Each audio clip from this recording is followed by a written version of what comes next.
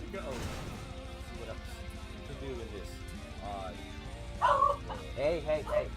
One moment.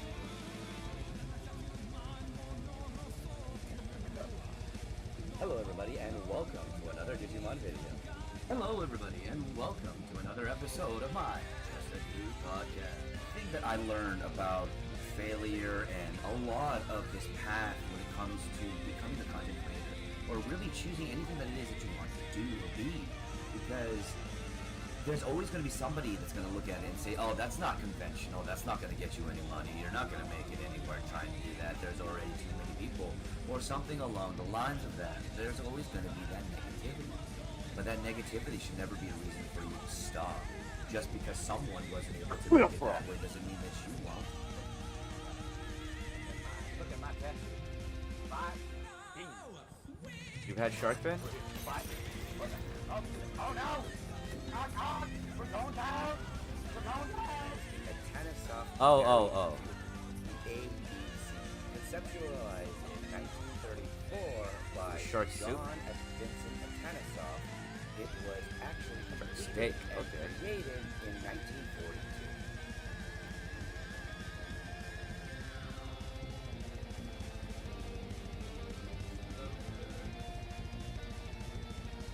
You can't chew soup.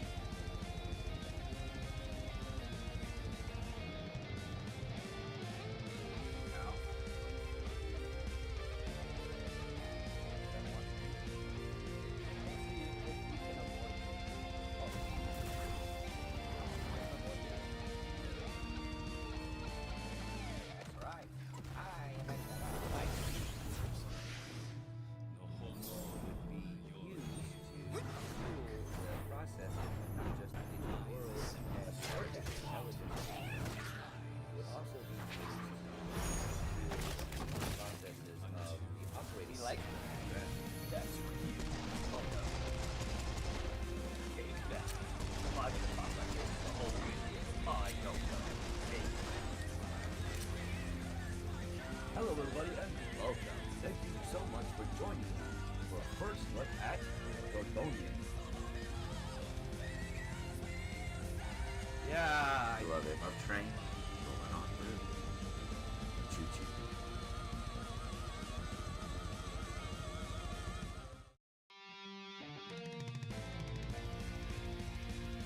Hello, everybody, and welcome to Circle.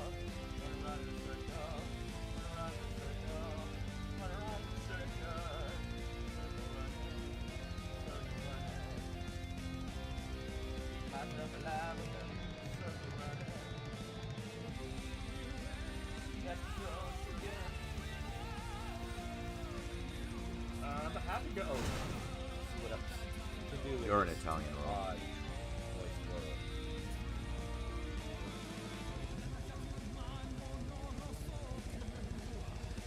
Hello, everybody, and welcome to another Digimon video.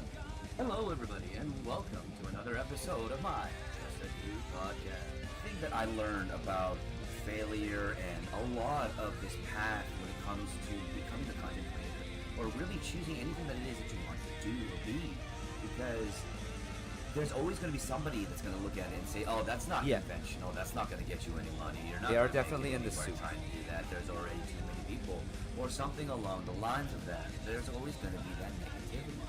But that negativity should never be a reason for you to stop. Just because someone wasn't able to make it that way doesn't mean that you won't. Look at my test. 5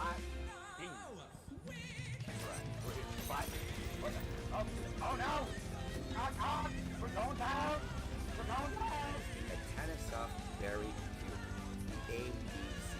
Conceptualized in 1934 by John and Vincent Antennasoft. It was actually completed and created in 1942.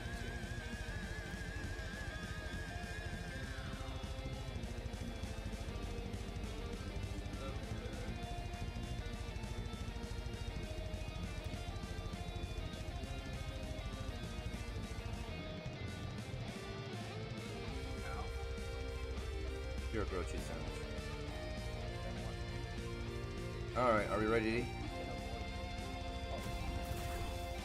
I like you. All right, are we ready to go?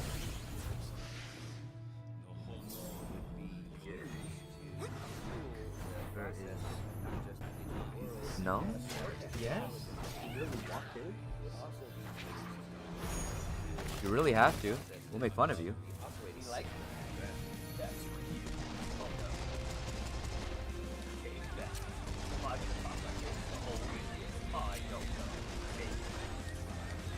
Jesus. Hello, everybody. All right. Thank you so much for joining us for a first look at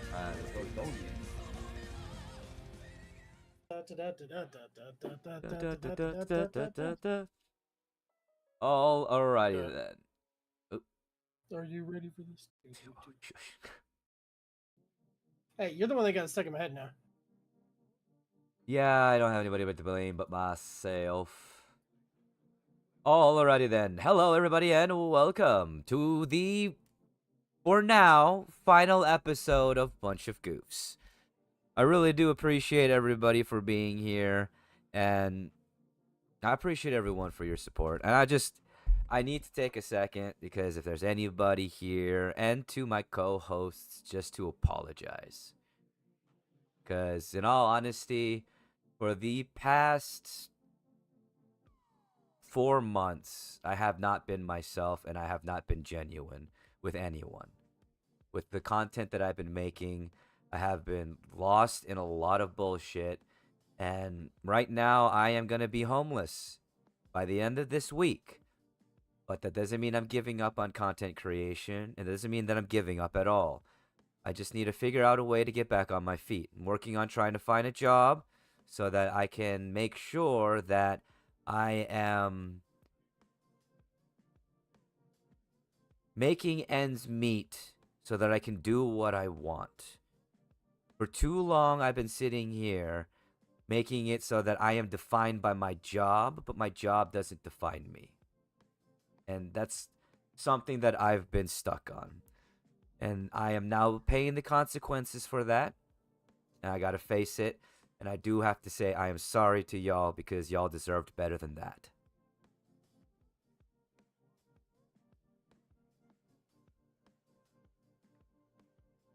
But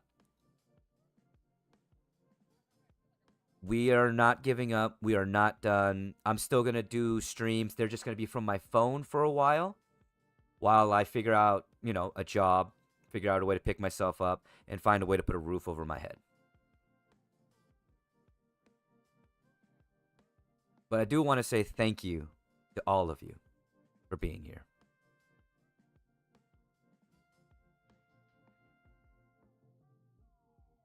All right, quick round about it. Let's talk, let's get ready, and let's get going. So, Change context. So, we are continuing today's episode, and Eshplum, no, we are not on Twitch. Bunch of Goofs was relegated to YouTube because I had a plan with my Twitch. The plan is still gonna be there when I get back, but for now, it's on hold. For now. Either way, we are continuing on talking about old movies, nostalgic movies. And of course, anybody in the comments, we welcome you to tell us your favorite old movie. Now, this is a continuation of last episode. And last episode, we ended with what are some of our most memorable actors? There was a long list. There was.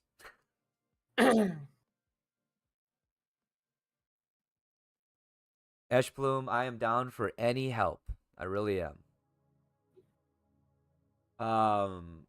So, now, first subject, before I get lost in this shit. First subject is, what is your number one worst old movie? And it doesn't have to be like bad. You don't have to hate it. It's just something you remember. There's a movie I refuse to watch to this day. Is it Dragon Ball? No. Is it Avatar? No. It is actually a beloved movie by everyone, and my brother loved it so much we watched it continuously. I fucking hate it. Huh? Indian in the Cupboard. Oh. Okay, no, I get it. I have watched that movie almost as many times as I have watched Jurassic Park. You want to know something funny? What? That's probably one of the only movies where I read the book first. I read Where the Red Fern Grows before I watched the movie. I forget. That wasn't Owen Wilson, right? I'm thinking about Night at the Museum. You're thinking Night at the Museum. Okay. It's been so fucking long. I don't even remember who the cast is for Indian in the Cupboard. Hold on. You're gonna look this up, and then it's gonna be like Christian Bale was the kid. I don't think so. God only knows. Right? All right, while he's looking that up, Oda, Yeah. what is your number one worst movie? I gotta make sure the wife's not gonna beat me up for this one. Uh-oh, here Smack comes him. the Rocky Horror stick. Picture Show. Oh! The hell's wrong with you? It's one of those things where if it's on, I'm not gonna run away. But if I have a list of options, I'm probably not gonna want to watch it because it's just honestly weird. All right, I get it. It's not your thing. It's a movie you've watched, but it ain't your thing. I mean, I get where everyone's coming from. It's a good movie. It's just they tried too hard. I mean that was the point of it, though. I know. It is 100% satire. There was no point of ever thought put into taking it seriously. Yeah, the entirety of that movie was self-aware. They were 100% self-aware. It was more or less a fourth wall break without a fourth wall break. Speaking of breaking, I mean, every time Tim Curry looked at the screen, it was a fourth wall break. You got a rod on your head, sir. yeah, and I don't think I'm being knighted because guess what? Guess who I actually saw the movie first with? Oh, I know. You told us. So, now, when it comes down to, did you find the cast, sir? I did. Ah, okay. There's a couple of names that are recognizable along with the pictures. Richard Jenkins played Victor. Shit. Is Victor What the else is dad? I think so. Okay. Because Because I say Richard Jenkins, if he was a bit old at that time, well, older. I mean, he's been in a lot of shit too.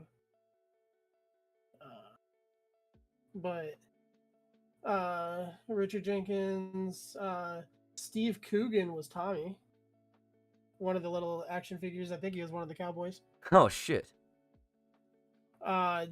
David Keith played Boone. The other cowboy. And then Vincent Carthizer?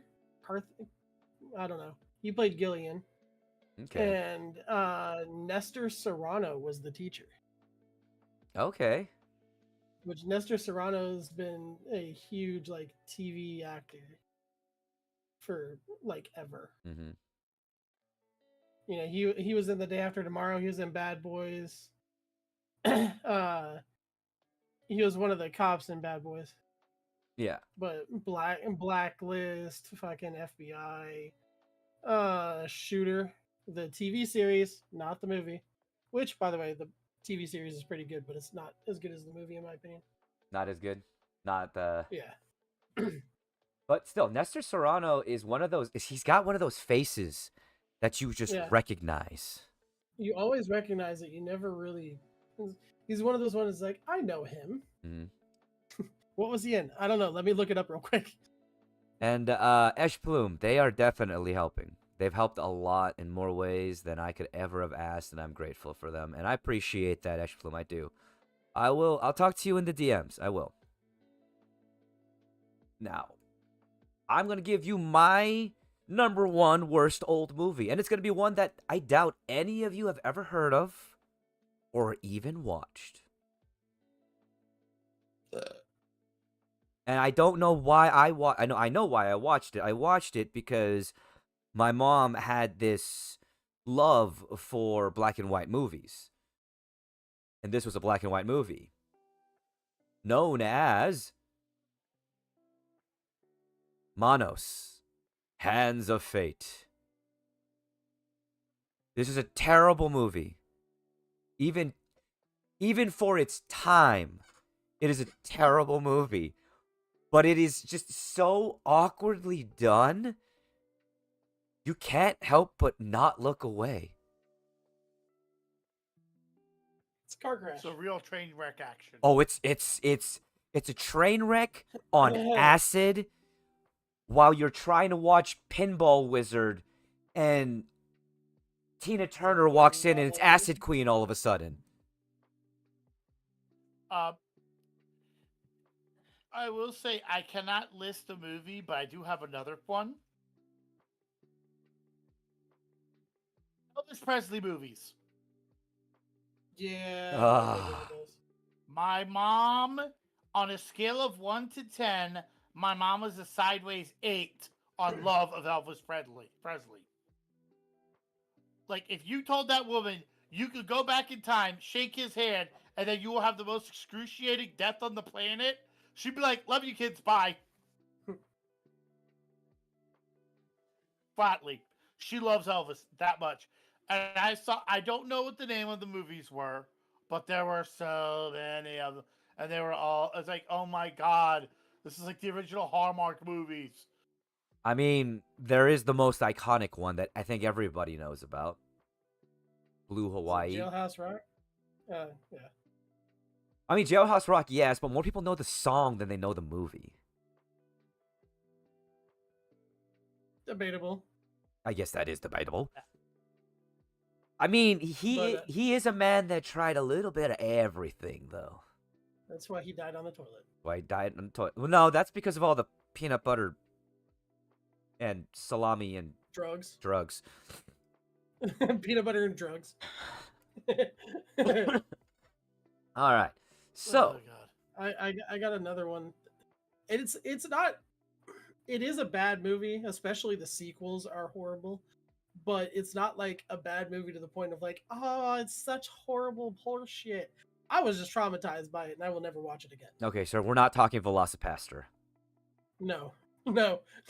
I made it 15 minutes into that movie, and then I turned that the fuck off. And deleted it from the flash drive. Yep.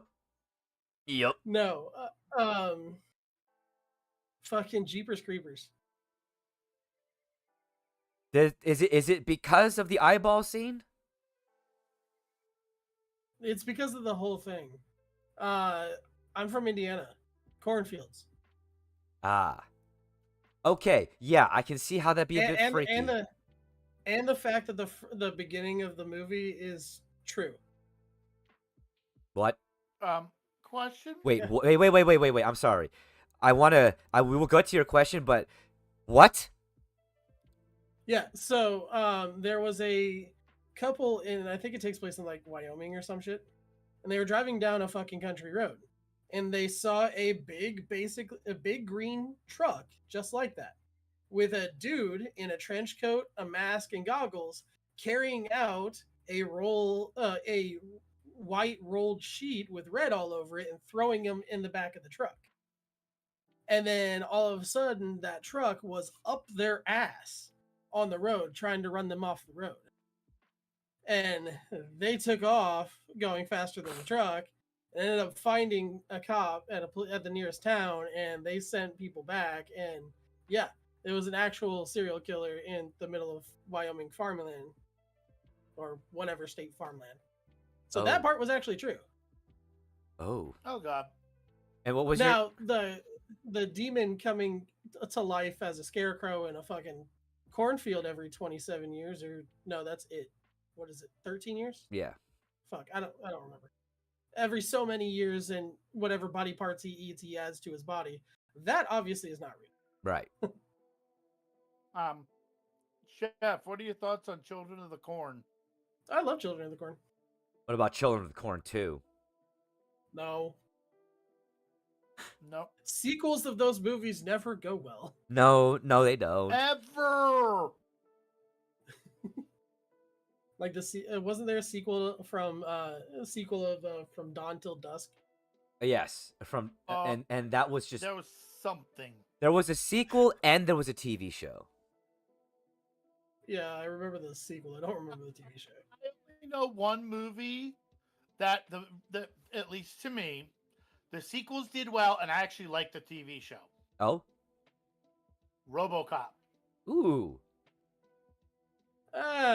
RoboCop sequels doing well is very relative. I mean, it has one of the most I didn't say doing well. I said I enjoyed them, and also I loved the TV show. The TV show was hysterical. The TV show was good. and I you remember know, the TV show. RoboCop is the only movie where you get to see Red Foreman say, "Bitches, move." I don't know. RoboCop I was still like it. probably RoboCop was probably the first time where the hero got mystified in the first 10 minutes of the movie. You mean, Yeah. you know, Turned into a red exploderated? mist. He turned into a red mist and goop. Why do they only have his head and his and a couple other organs? That's all that survived. That's what they found. The rest of it, they didn't have enough glue. Oh man, you want to know what's really creepy about that movie? You want to know what the original concept was supposed to be? Wasn't he supposed to go on like a murdering spree, killing every criminal? Not only Essentially just a Judge Dredd. Not but only more that though, the face was not supposed to be a face. It was supposed to be skin superimposed upon a robotic face. Yeah. Imagine how creepy that would have been. No, you want to know? Okay, little sidebar fact here, real quick, because we have time. Mhm. Do you want to know one of the creepiest facts about The Shining with Jack Nicholson? Oh no. I gotta know then. I gotta know. All the times that he purposely drags his eyes across the camera was purposely done by him. So that way he could look at the audience to break the fourth wall for half a second. So they know that he knows that, yeah. It's to build anxiety for people watching the movie. Yeah. Go back and watch it. No, It makes it a hell of a lot creepier. I mean, I will tell you right now, he succeeded because that movie gave me anxiety. Go back and watch it now that you know that he looks at the camera. But like they show a bunch of scenes when I was watching the video about it. And like he's just like looking around, looks at the camera, looking around. Like just half a second looks at the Talented camera. actor. Oh yeah. Oh yeah, Jack Nicholson. A bit of an asshole, but yeah. But you can't deny him as an actor. Like he's done an amazing job from One Flew Over the Cuckoo's Nest to Anger Management. Anger Management's great. Back to another Adam Sandler fucking movie. Mm-hmm. Which, I mean, if you don't have another movie, Alan, I have something for the next topic. yeah, okay. What you got? So, Well, the should next, we say the topic first? Oh, yeah. right. So now Come on, host. God. with that, let's get on into the next topic, which is, what do you miss about older movies? Comedy. Plot.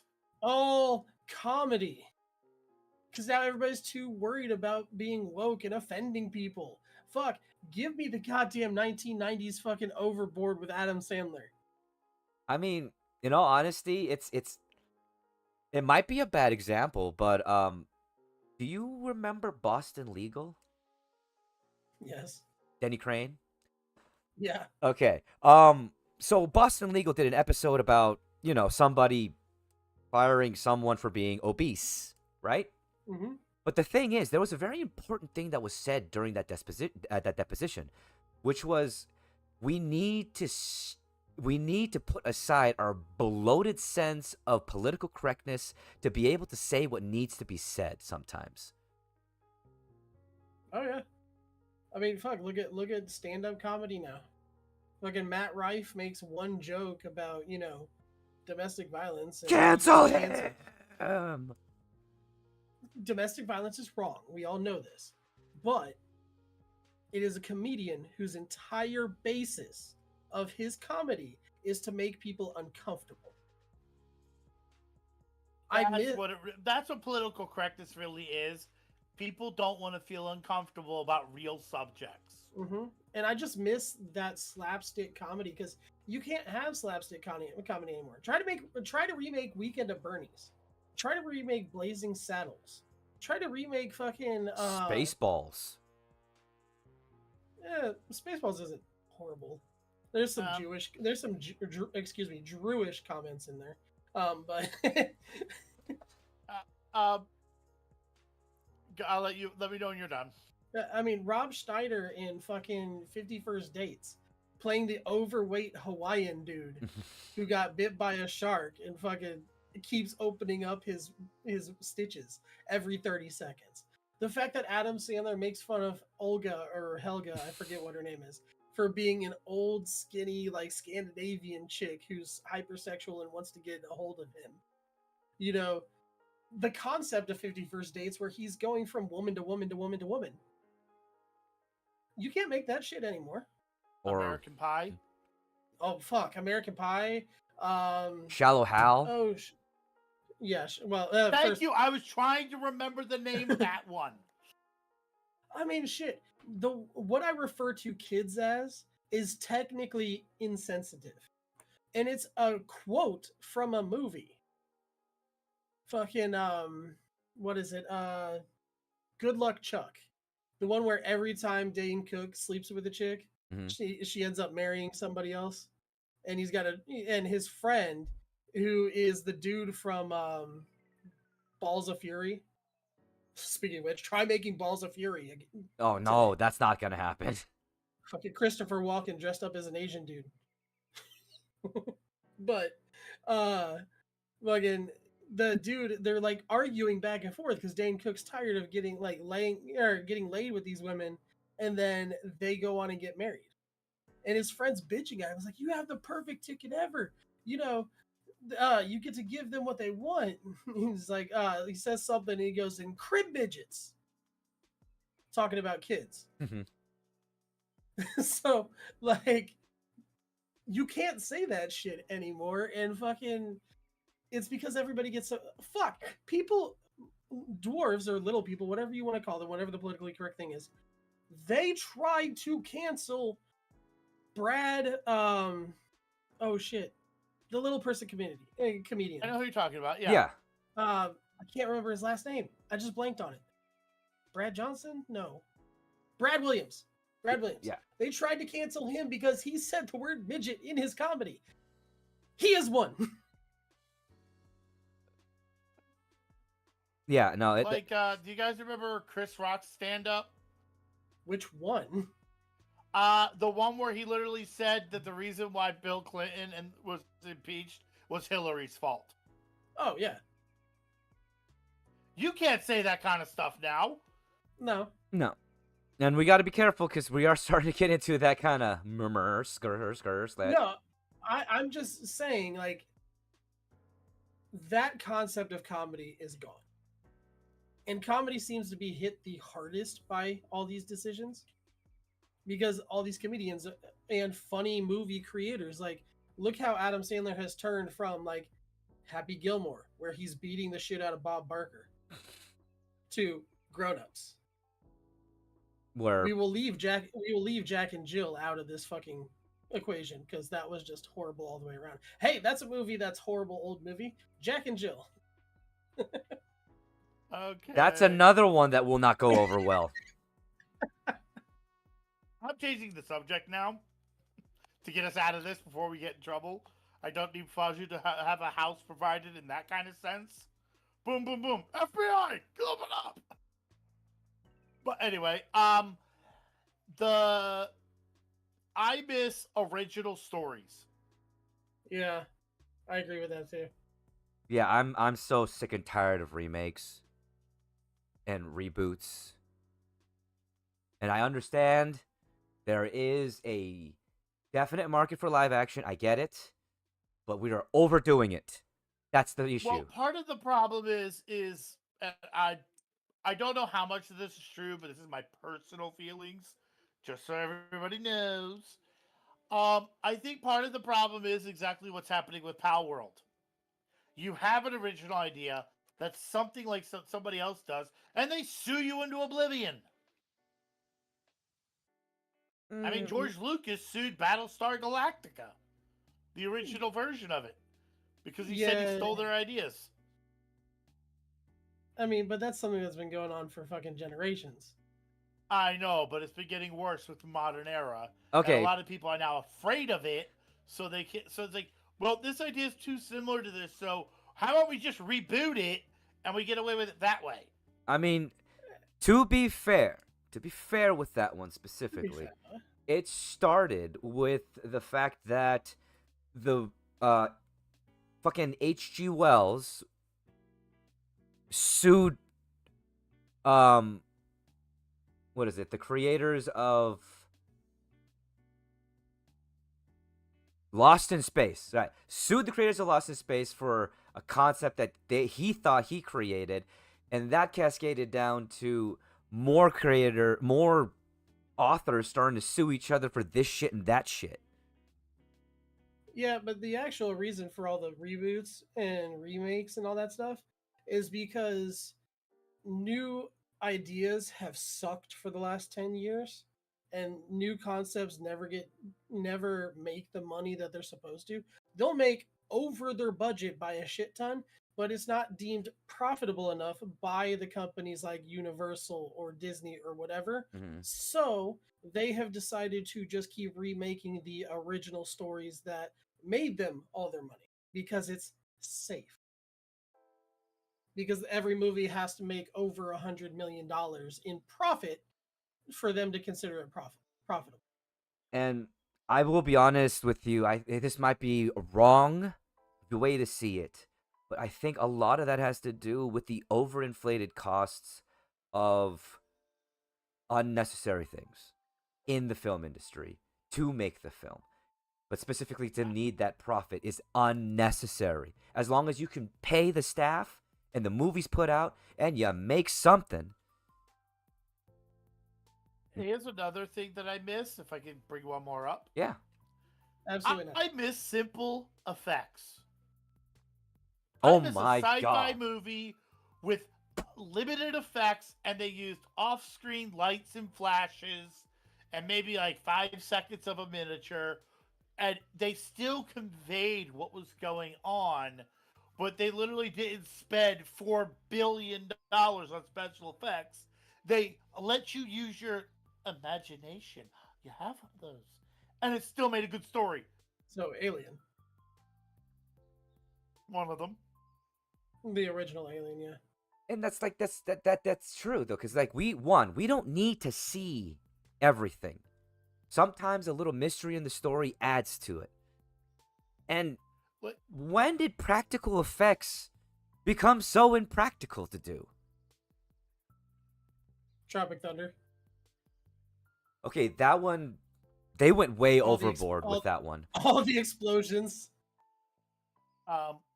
The number of times, the fact that a lot of the people who did the practical effects, they didn't like how much time it took because it was cheaper and easier to make a 3D model in a computer than it was to make a sci-fi city in miniature.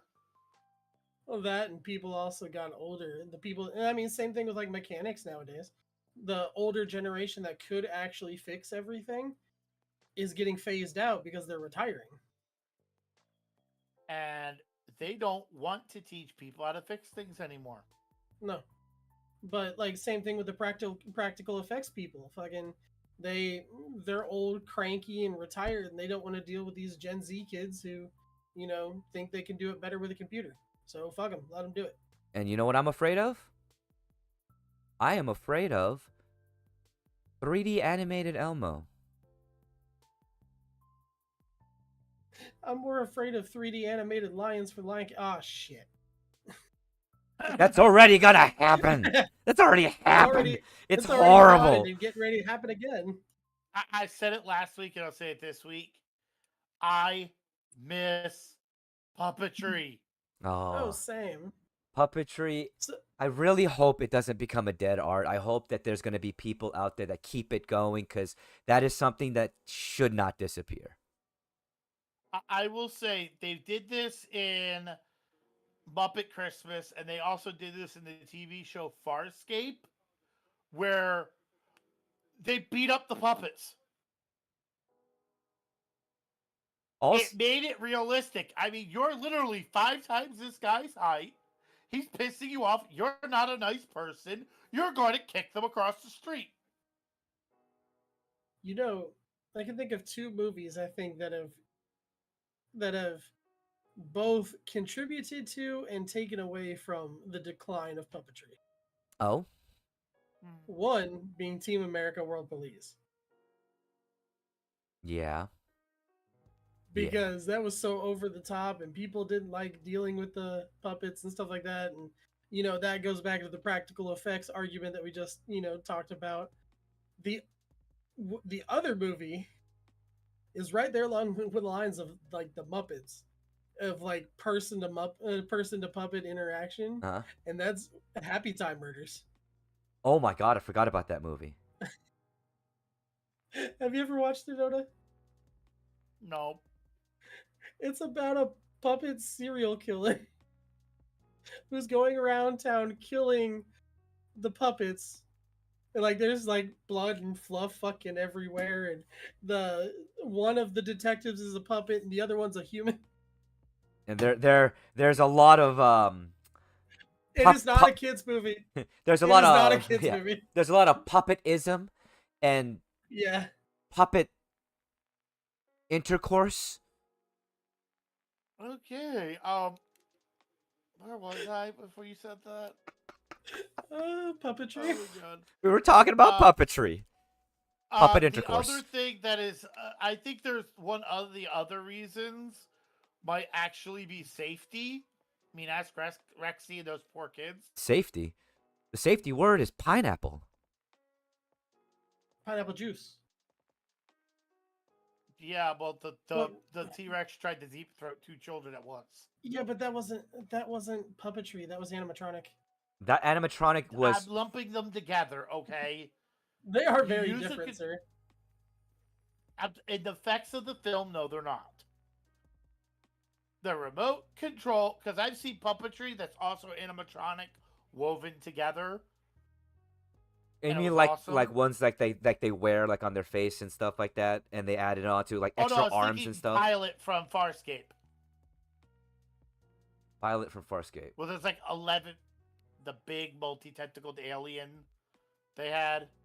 That was like 5 or 6 different people controlling it at once. Okay, but that's not the same as animatronics though, because animatronics is 100%. There's no person in it, so mechanically, there's a lot that can go wrong that people can't control.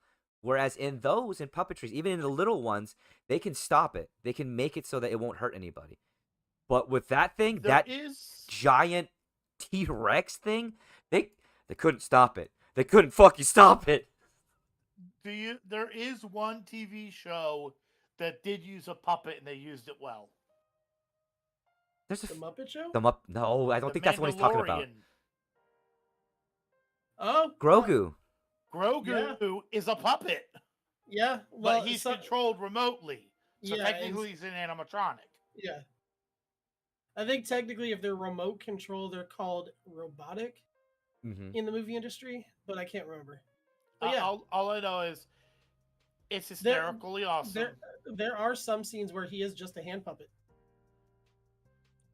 Well, I mean, if I remember is cool. correctly, in like the first few episodes where Grogu actually walked, they used a puppet with those Uh-huh. those extendo arms to make it go. Anytime he's walking, he's a puppet. Yeah. Okay, what about you, Faja? I think I've rambled enough. What do I miss about older movies? Honestly, I miss old-fashioned action movies, man. Like, I I miss miss the Jackie Chan movies. right? Like, I miss the fact that we had old-fashioned action movies that weren't just a bunch of body parts flying everywhere, where we interwove actual comedy and some actual story, and it was well done. I thought of something to go along with that with action movies. Oh, You know what I miss? People being able to hit their fucking shots. Look at like old Western Oh. movies and stuff like that. They're good shots. Fucking look at any action movie now. First off, pistols apparently have the infinite mag dump of fucking hell because they never fucking reload. I mean, I have seen a scene where there is like 7 guys with fucking various assault rifles and one dude with a fucking LMG and a dude with a fucking pistol. The pistol never reloads, but the fucking LMG does. Please explain that. or another good example is The Hateful Eight. Okay, first off, The Hateful Eight is a great fucking movie. Okay, but how many? You know how many He's got 6 shooters. Chris Pratt just kept shooting. Yeah. Okay, so let me tell you a little story here about Jacksonville Sheriff's Department, JSO. I was reading this. There was a guy who robbed a convenience store somewhere in the city of Jacksonville.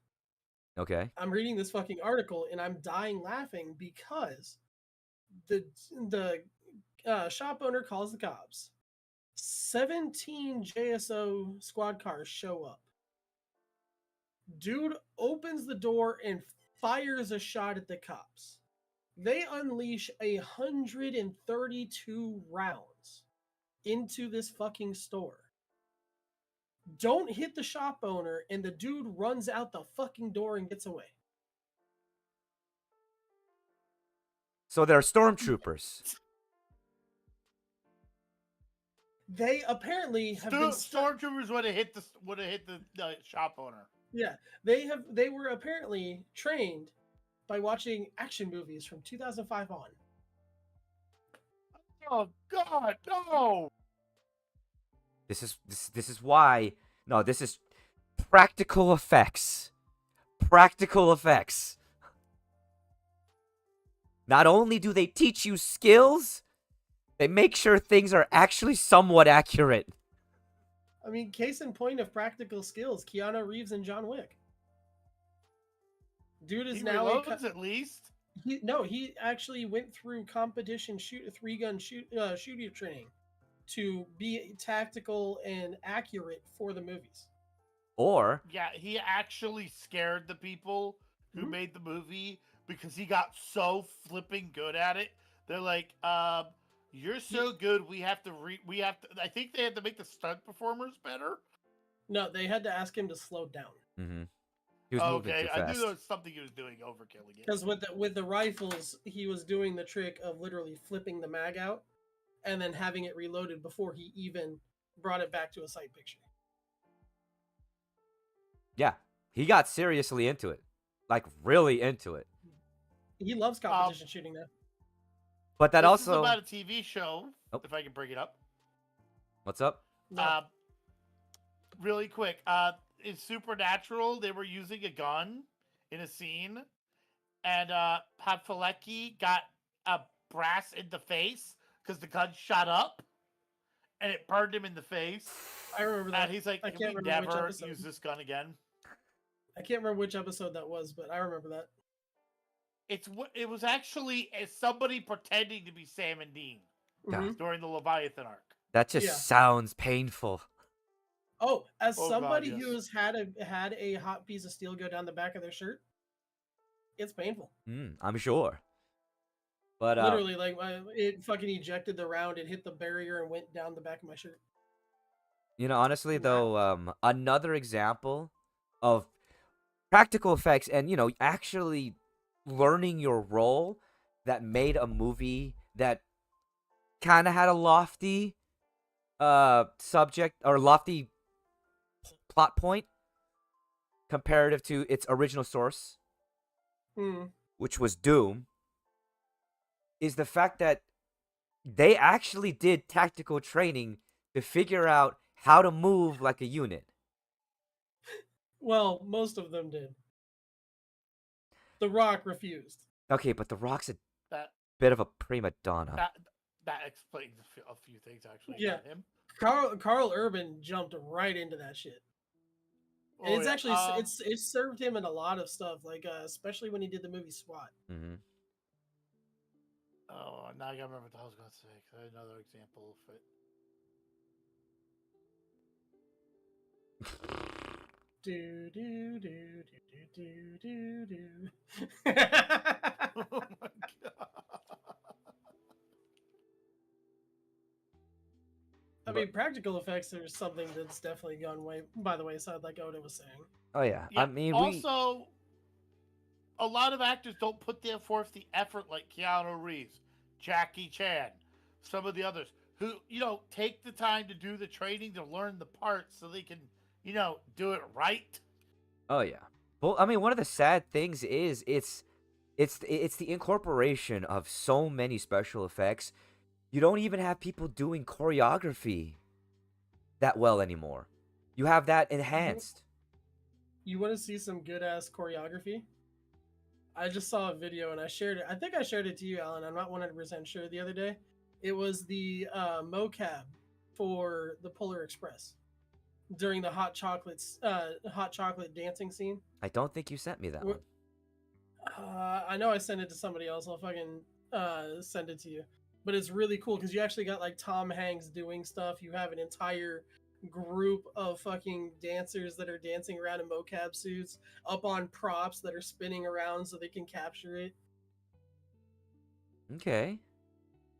That's actually pretty awesome. I need to see that. Mocabs. I like mocap stuff, like especially the actors that get into it. Benedict Cumberbatch as Smaug. Mm-hmm. Yeah, I was just about to say that, damn it. Or where he's actually like crawling all over the pads and making the facial expressions and everything. or what's his name with Gollum? Andy Serkis, Tercaeus? something like that. But I mean, yeah, no, mocap is part of those practical effects. I mean, it's still being used, which is good. It's used more in gaming, a lot in gaming nowadays, but it just especially as we start putting more and more famous faces into video games. I mean, Nathan Fillion's in fucking shit tons. Alan Tudyk's in shit tons. Yeah. Vin Diesel's in Ark. I don't care about Vin Diesel and Ark. I brought that up just to piss you off. You son of a bitch. Okay, so you sent it to Scotty, according to her. I know I sent it. I know I sent it to you, madam. I thought I sent it to Alan at the same time. So, okay, is there anything else from older movies that you can think about that you just miss from nowadays? Like we barely see it anymore. Emotional messages. A lot of movies nowadays are pretty surface level, which is really sad. You know, I miss the soundtracks. Oh God, yes. I miss when the soundtracks weren't just fucking dubstep. I miss when they used actual orchestras and symphonies and fucking actual rock bands and shit like that for the soundtracks. Right? I mean, you remember just how you felt when you heard, just simply a Danny Elfman track in the background. Which one? Danny Elfman did everything from like 1982 to 1999. I know, and it's awesome. Here's a scene that's gonna make all of you start to cry. The scene with Atreyu in the Neverending Story when his horse got stuck. You're mean. That music was so. That movie is an excellent example of practical effects done right. Yeah.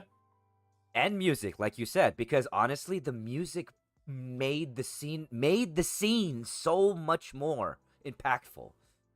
The use of music in movies has gone downhill because like we used to use it to create suspense or feelings of sadness or anxiety or et cetera, et cetera. Now it's, hey, let's put this music in here that is just filler because we don't want you to hear the background shit.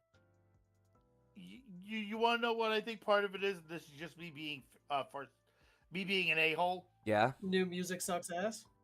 No, they paid a lot of money for all those really bad sound effects. They don't want to cover them up with music. Yeah.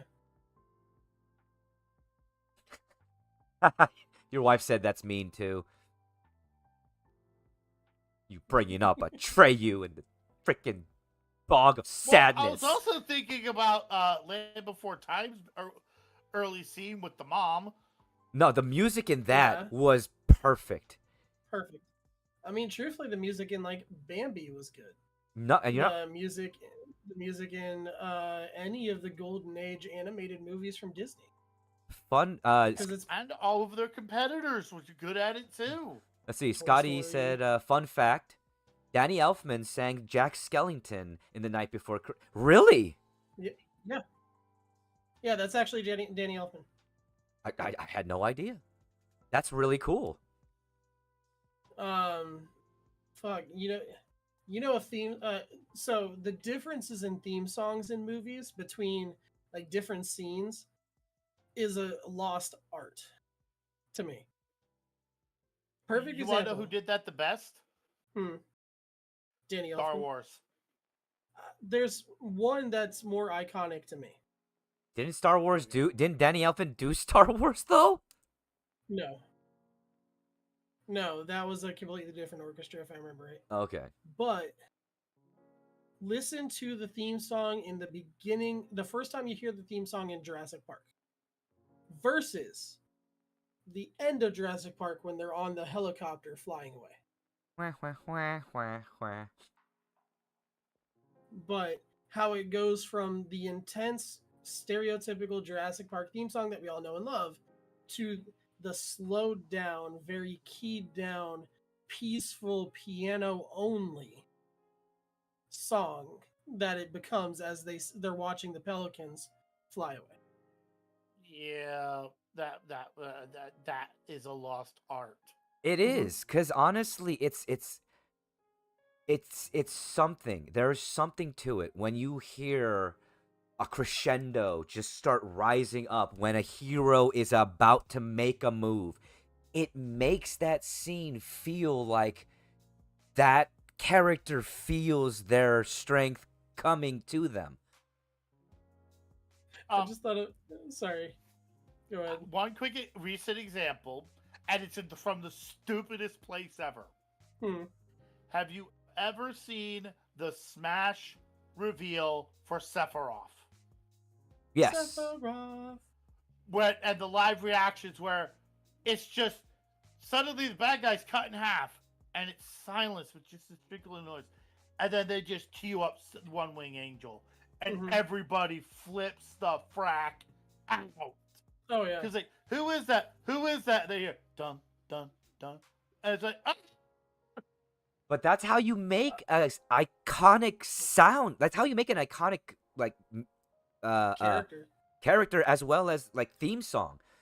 It's when you play it, how you play it, that adds that impact, and then it's memorable. We all remember One Wing Angel because of that scene, because of when Sephiroth first came in.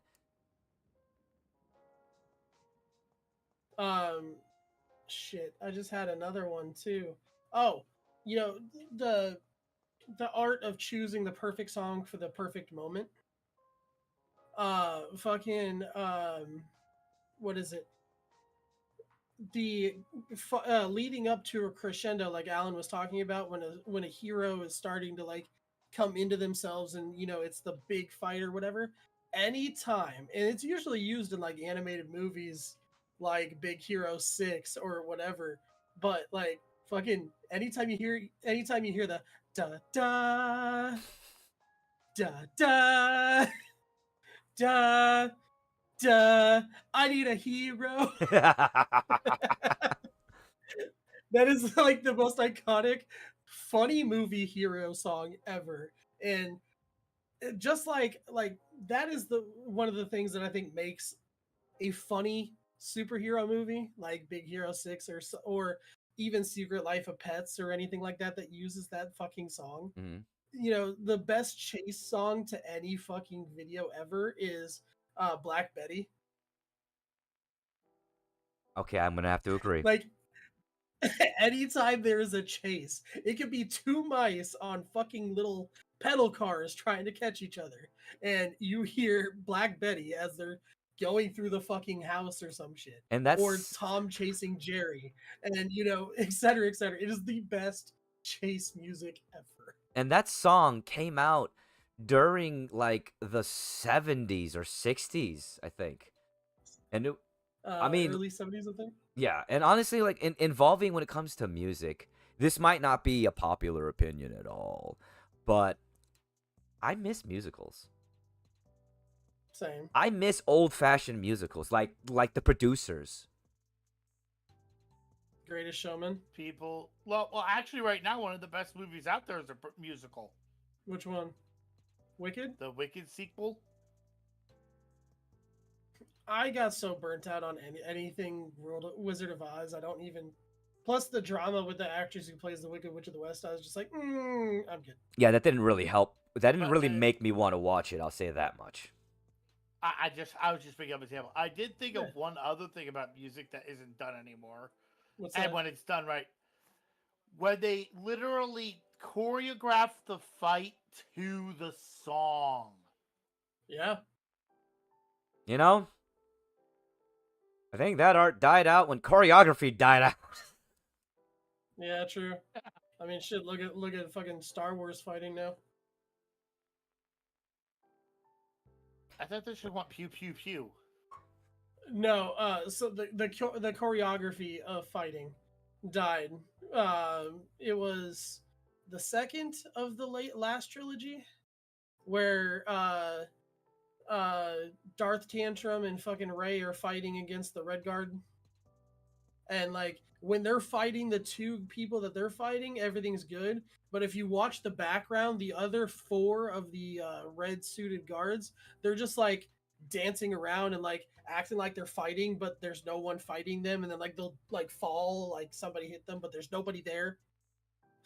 That the worst thing about that scene is they tried so hard to make it so chaotic that you might not have noticed, but it's so glaringly obvious, and it made me sad. I really wanted that scene to be something. And then you know what? A couple years later, they did it beautifully. Yeah, they do it great in the shows. They just don't do Yeah. it in the movies anymore. When Luke Skywalker shows up, and these things that took the hero like 5 minutes and all kinds of extraness to be able to actually beat it, and Are you then talking Luke about in just The shows Mandalorian? up. Yeah, and Luke just shows up and wrecks them, and it's such a beautiful. It's like this is a guy who knows exactly what he's doing, and it was just done so well. It's like, where was this in the movies? I loved Obi-Wan and Darth Vader meeting early. I haven't seen it yet. Oh my god. I've seen the early one where he cracks his mask, and then yeah, that one was fucking great. It was so well done. The I fighting loved in that. the fighting in Ahsoka was done great. Oh yeah. I mean, Basically, Dear Dave Filoni. Yeah, I mean, yeah, basically. we also have we have to give credit to the actress that played Ahsoka. She did that really well. Rosario Dawson. Mm-hmm. She's definitely she has training in choreography. You can tell, and you can tell she's done dancing as well, and it works Yeah, really I well mean, in her she had an style. she had an entire dancing scene in Clerks too. Mm-hmm. You do realize that some of the best action stars are actually ballet dancers? Yep. Mhm. And I can think of two right now off the top of my head from two different eras. are we gonna say Christopher Jean-Claude Walken? Van Damme and Chris Evans. Yeah, That's actually, you know, they talk about how Chris Evans was the only one who could do the running scenes for Captain America because he ran so well. Mhm. And then a ballet dancer went, yeah, that's a crescendo. Now, Like, oh, sorry. Now, I do apologize. With that, we do need to take a small break because we have been live for an hour before we go on to our next two subjects. But I appreciate everybody for being here. We're going to go. I'm going to go to the bathroom. I'm going to check on my dogs and a few things here and there. But we will be back in just a moment. I need to get something to drink. Yeah. Now I've got that fucking song stuck in my head.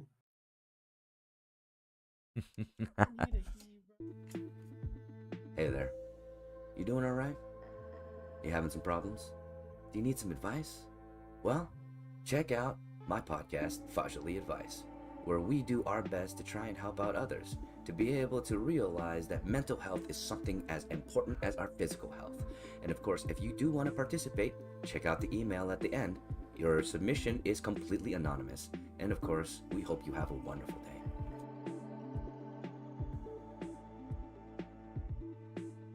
Well, hey everybody! Missed Faja streams? Well, check out these highlights to see what you missed. Yes, a hug. You're the one that gives out the mouth hugs Asian daddy gave.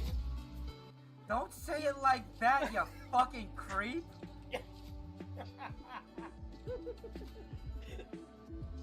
Oh my god. It's like the most awkward way. Giving out mouth hugs. Oh my. And if you need the shield of don't mean to offend, not to be rude, or anything like that, that just shows weakness in your statement. Death? Death. Death. Coming this summer. Your mom. There's a fucking tank? Yep, They have a tank? apparently. What's up, everybody? Random Skull here. I just wanted to tell you about the direct donations that you can give to Asian Fasha Gamer. There's a link down below that you can click on, but you can also make requests through those donations, as well as get shoutouts on stream.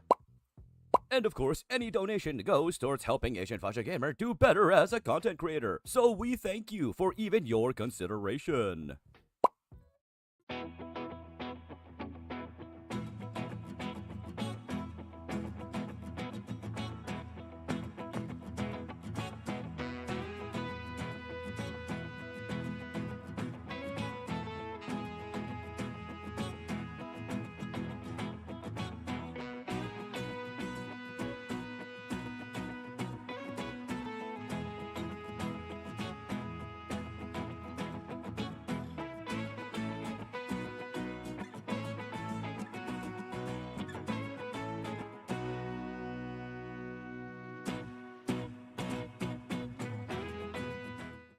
Hey everybody, Mr. Announcer here. I got some highlights for you to make sure that you remember to watch Faja streams. I'd rather him not try to speak, because if he tried to speak, he would sound like...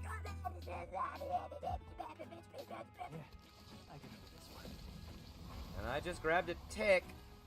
A nidhogg hatchling. That's what it is. There you go. Go be creepy in that thing. Yum. Wait, I can't kill you? Come on, I'll kill you like this. Now you're dead. Yeah. Hey, wait, get back here. No. Get back here. Wait, where'd he go? I was gonna kill him. Motherfucker. But you do hear in the distance, The thickness will not go down this way! Hey, everybody. Mr. Announcer and Random Skull are here to tell you about something amazing. That's right. We have a merch store known as the AFG Brand Store, where you can purchase many different things. Do you want a tin cup? Do you want a water bottle? Do you need a shirt? Do you need other things? Things that make you so that you support Asian Fasha Gamer? Well, check out the AFG Brand Store. But wait, there's more. That's right. We are going to be continuing to add to the merch store. On the monthly, we'll be adding in new designs, as well as, of course, introducing discounts for all of you. So check out the AFGBrandStore.com. Hey there, everybody. Random Skull here. You worried about missing Fasha streams? Well, here's some highlights to show you what you missed. 1, honey, we're married. We share everything. 2, you don't live with somebody as long as we have without picking up each other's mannerisms. it's part of being in a relationship. You start to mirror each other. Need to use my handy dandy water bottle that is, mine, my always disrespect your trolls water bottle, which is now available on my merch store, AFG brand store. Check it out, links in the bio. I'm just here trying to get stuff, and y'all are here trying to kill me. I don't think I appreciate it, right? They're a bunch of assholes. Let's fall out, steal everything that isn't nailed down. Right. First time using this, so I don't know how it's gonna work.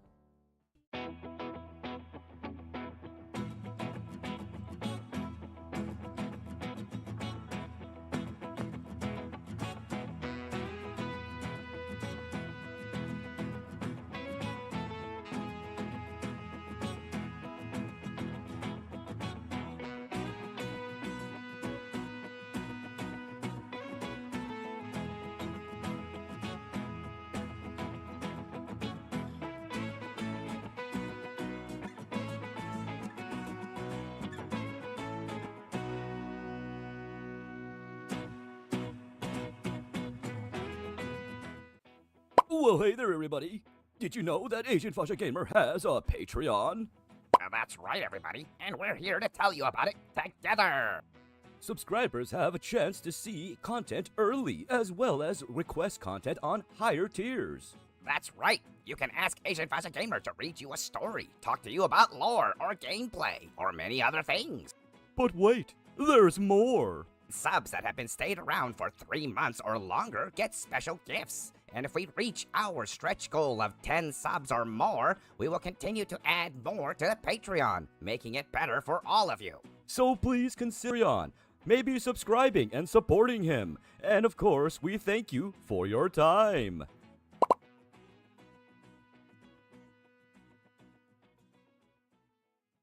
Out for a hero to the end of the night.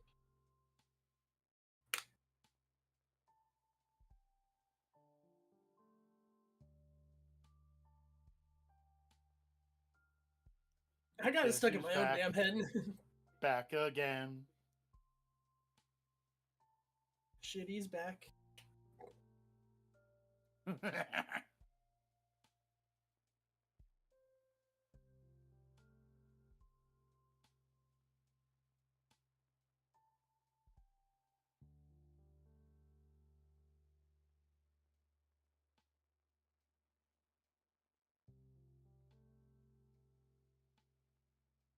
Serenity.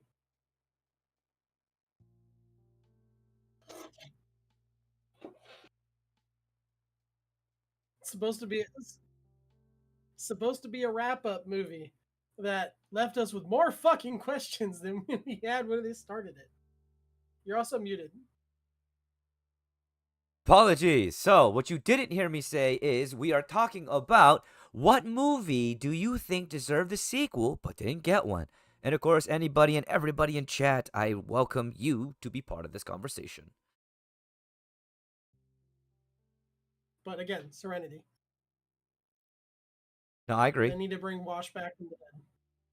They're not going to bring Wash back Andrew- from the dead. Android Wash. We already saw an android sex bot. In the same movie. Okay. Android Wash. Okay. You can't have Firefly without Alan Tudyk. Now, granted, it'll never happen because you know why they didn't make a sequel, right?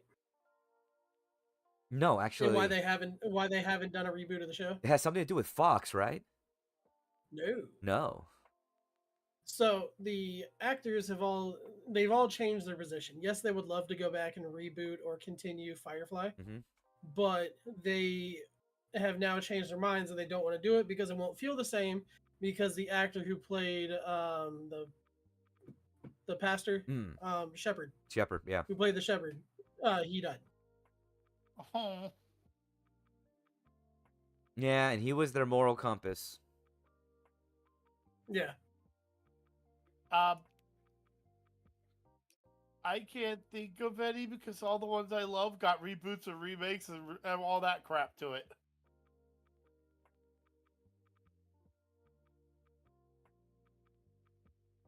Well, This you is know, a beloved show from your childhood. Here's the sequel. Shit, even The Shining got a sequel. Yeah. But Doctor Sleep. there's still a few gems out there that haven't gotten sequels, honestly. I mean, shit. We didn't get a sequel to We're Back. We don't know what's going on with those kids. We didn't get a sequel to All Dogs Go to. Oh wait, yeah, we did. What the fuck do you mean we don't get a sequel for All Dogs? We I'm just did. being an asshole. We need a sequel for Oliver and Company. Oh my god, I can't believe I forgot about that movie. Fucking Singing Beagle I and love that all. movie. He wasn't a beagle. He wasn't? He was a terrier. Oh, He was a terrier. right. But still. Talking about Scout, right? Yeah, talking about Scout. Scout was a terrier. Okay, okay. Whoops. Technically, he was a mutt, but based off a terrier. Mm-hmm. But that was a good movie. Do you even remember that movie, Oda? Yes, I do. I'm literally sitting here in my head going, that was a good movie. It got a sequel. That was a good movie. It got a sequel. That was a good movie. It got a sequel. I'm not kidding. That's just running through my head. I just went through 5 different pet ones. They all got sequels.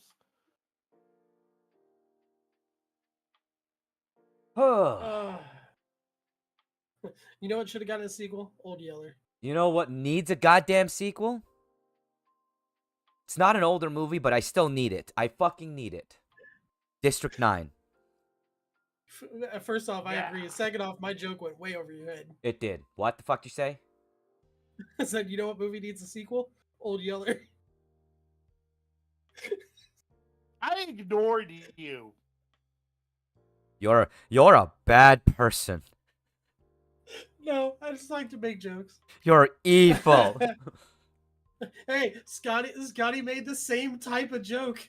She made the same type of joke in chat. Titan.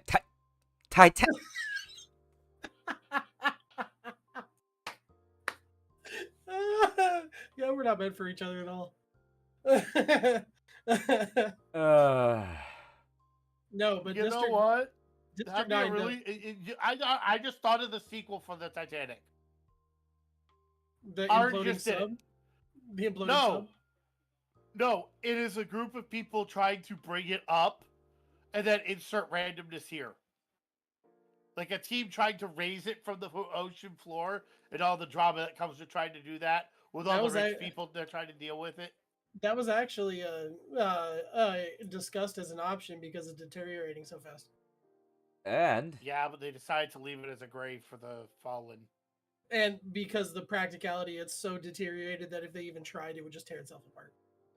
you know, Yeah, but in movies, you don't need practicality. technically we already got a sequel for Titanic. It was in Doctor Who.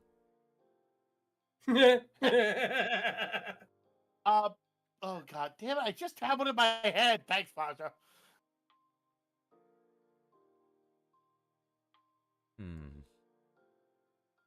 I mean, that's the problem. Like, no, but I do agree with what you said. District 9. Yeah. I loved that movie. It was I remember. so well Oh, done. okay. So well done. Before Oda forgets, what did you remember? I want to see a prequel to Spaceballs. Oh my, I want to say the name, but I can't because I'll get canceled.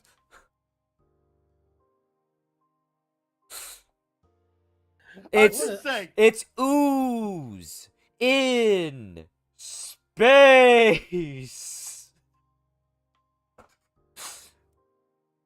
I mean, I want to see a sequel to Blazing Saddles or Young Frankenstein. Young Frank. Oh, I would love to see it. Gene Wilder. May he rest in Fucking peace. the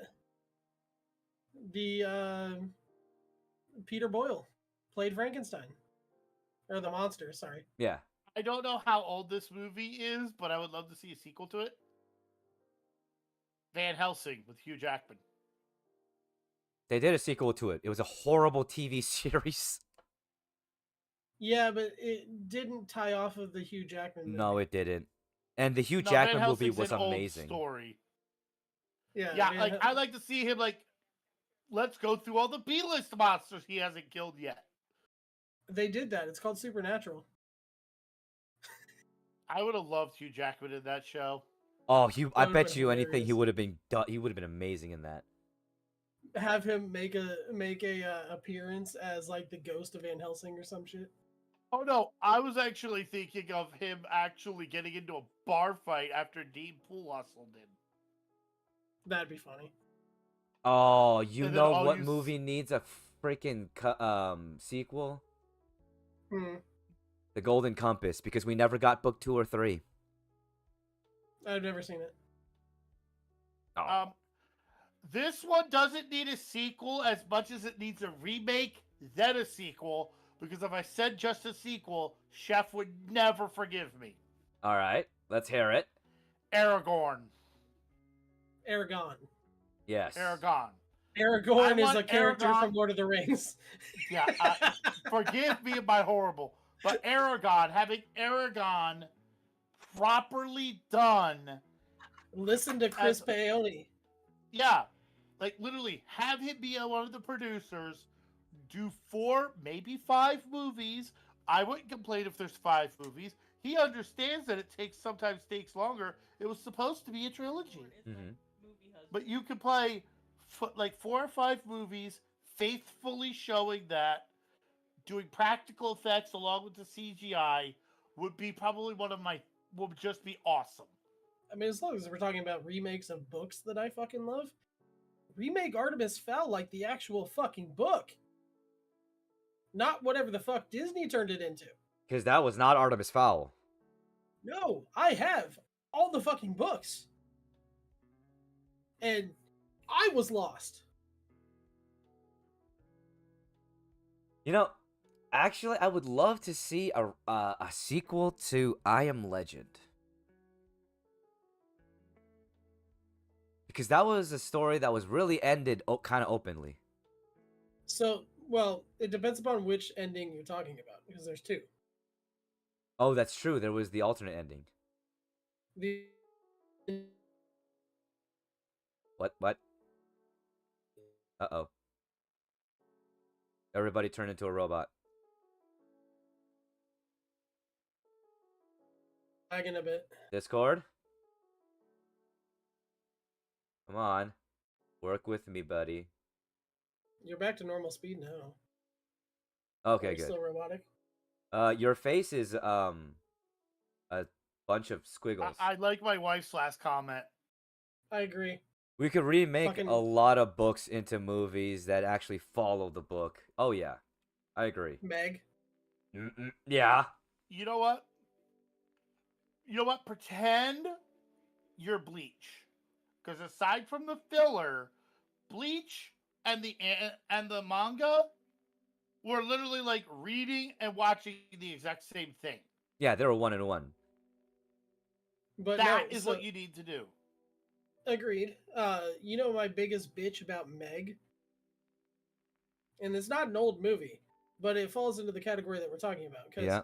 nothing in Meg is the same as the book. They- In the book series for Meg, Jonas Taylor, who's played by Jason Statham, is described more or less looking like George Lucas.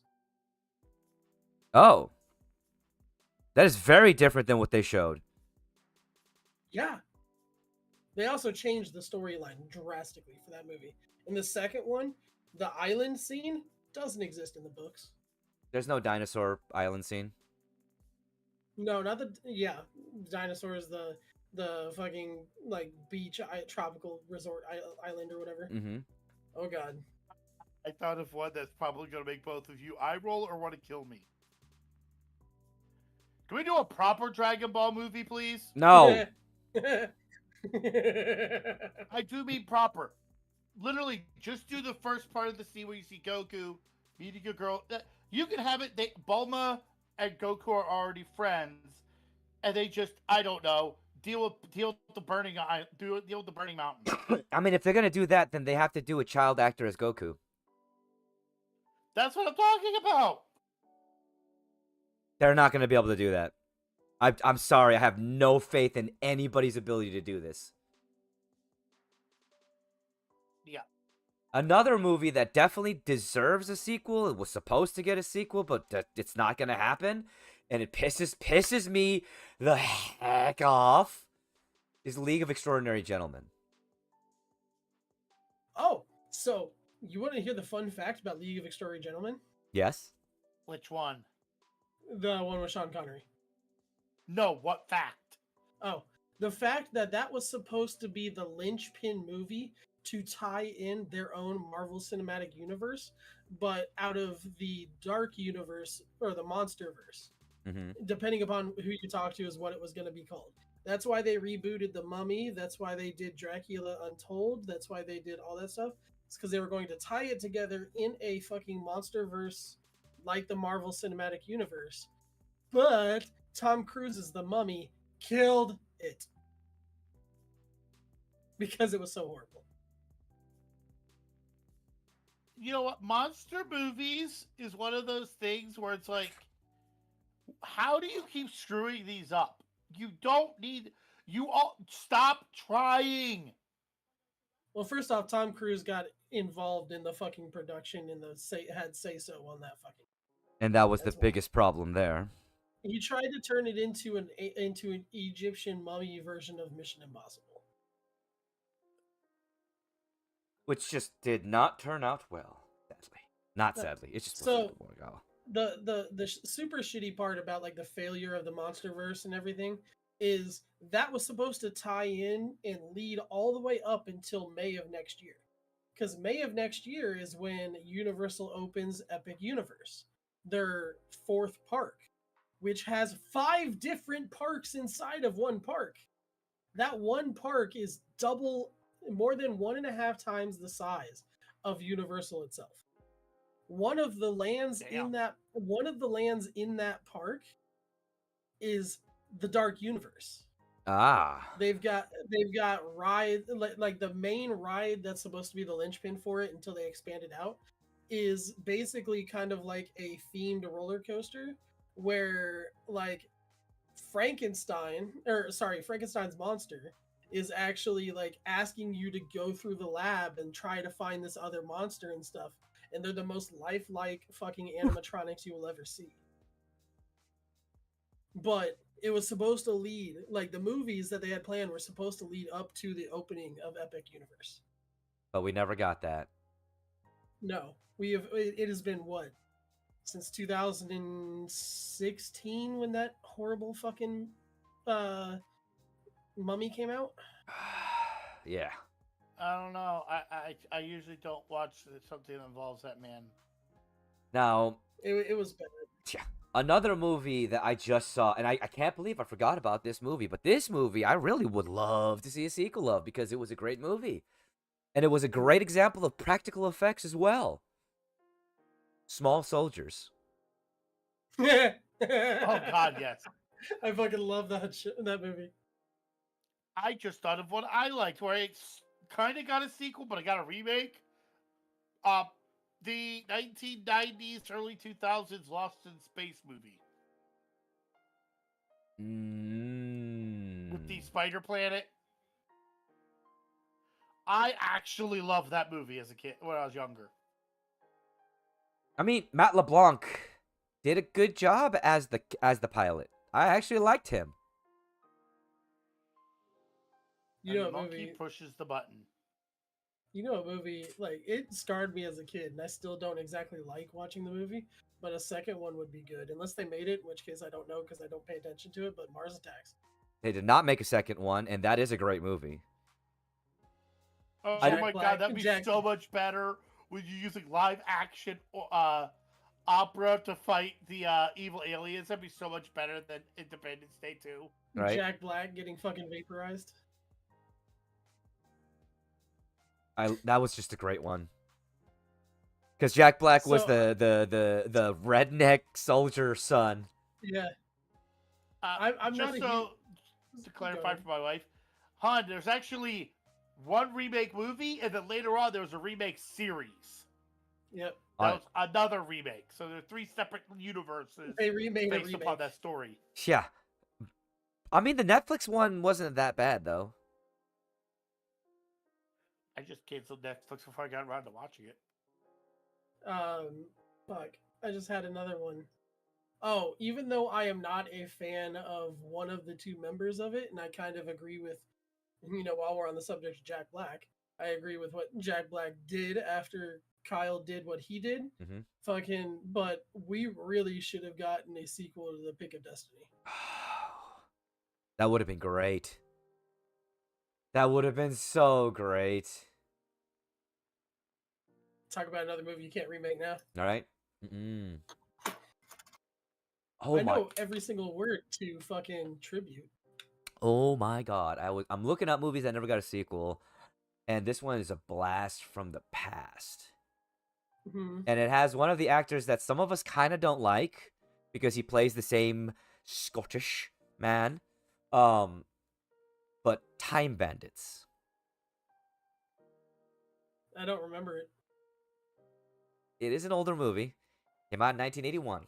Wait, is that the one? That's the one with Paul Walker as his son, right? No. No, fuck. No. That's Time Machine That's not Time Machine. or Timeline. Nope. Hold on. That's my movie that needs to get a sequel. Paul Walker, Gerard Butler, time travel movie. Oh, you're right. It was Timeline. Okay, cool. I just recently rewatched that like fucking a couple months ago. That movie was fucking awesome for its time. If they remade it now, and if they made a sequel for it. But you want to talk about another star-studded cast? I mean, shit, fucking Mr. Weasley's the bad guy in it. Really? Yeah, David Thewlis. He plays Robert Donegar. Dang. Okay. I mean, Neil McDonough's the military dude who's trying to get them back to their time before he gets killed. Matt Craven's in it. Fucking Michael Sheen is in it. Mm. He plays the main bad guy. Talk about somebody who plays a bad guy really well. Yeah. Because he also played the bad guy in Inkheart. Oh my God! Could they remake Inkheart, please? But okay, but then we would lose Brendan Fraser Why? because he's not gonna be in the remake. Neither would Paul Bettany. True. Michael Sheen might. He still looks pretty good for his age. He could do just like a cameo appearance if they ever did a remake. Mhm. I mean, same with Paul Bettany, but he's getting older and he's starting to show it too. Mm-hmm. Which, But that will bring us into our last subject for this final episode of Bunch of Goofs. Which is, what movie did you think didn't deserve a sequel, but got one, and how would you improve it?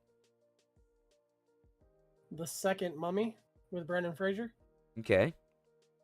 they never should have made the one with Jet Li. Okay. That's the third one. That's the third one. Right, correct. But the second one never should have gotten the sequel. Okay. Oh, okay. I see what you mean. Okay, but what would you have They done should- to improve it? Not made it in China. I mean, that is one thing, yes. I mean, the Mummy takes place in Egypt for a reason. Like, could you have at least gone to South America where they also have pyramids and mummies? The whole point of the Mummy is fucking Egypt, though. It's all centered around Imhotep. Either leave it at the end of the second one where Imhotep cannot come back anymore, or find like the curse of King Tut's tomb or some shit. I thought of another good one, Hmm. but it's an obscure one. Uh-oh.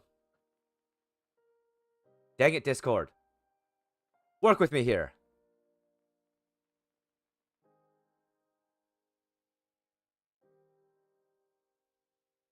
Oh dear. One moment while we get our hosts back because Discord's not being agreeable. Chef, I see you, right? Oh yeah. It's Alan's connection to us Yeah, for some reason. it's on my side. Well, the thing is, I see you perfectly fine. All right, there we go. You guys Yeah, are back. There you go. Okay, I'll say this one again. Hey, Faja, the Guyver.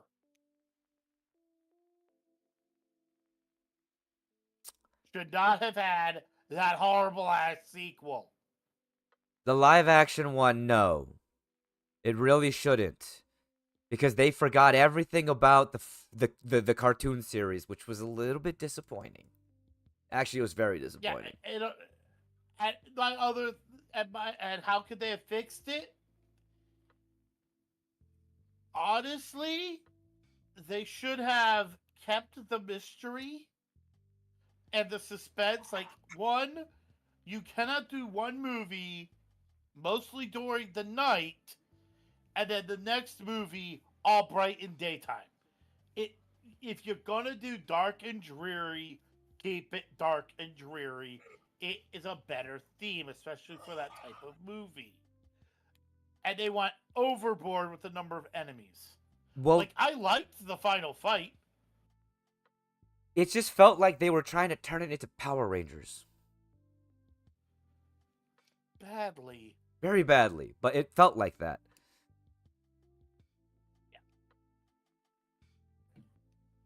Like, What about you, Alan? What movie got a sequel that shouldn't have, and how would I do it better? There's so many movies that shouldn't have gotten a sequel. this could be an entire episode. Oh man. You know what? I'm gonna start with an oldie. And some people might not like this, but Jaws 2.